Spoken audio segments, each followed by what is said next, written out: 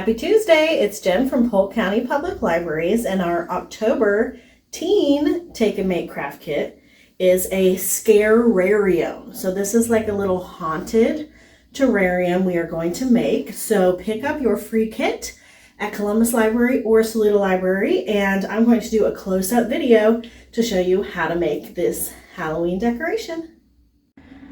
Okay, so I'm going to show you how to put together your Scarerarium or haunted terrarium.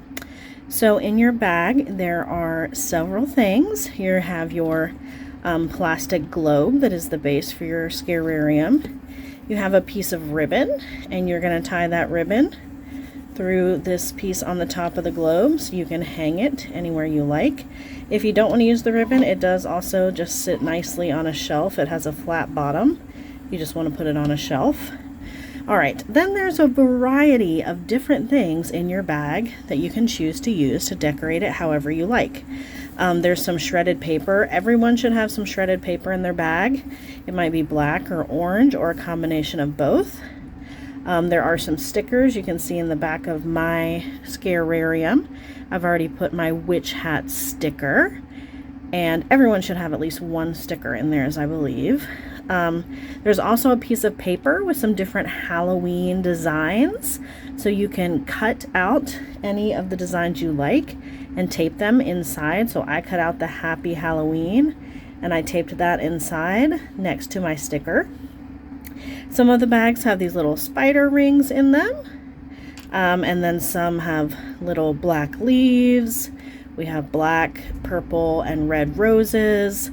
There's also little skulls and bats, pumpkin stickers, so it's really just the luck of the draw what things you got in your bag. Alright, so if you want to hang it up, you're going to put your ribbon. If not, you can just set it on a shelf. The first step, you're going to want to put your stickers and any of the cutouts in the back.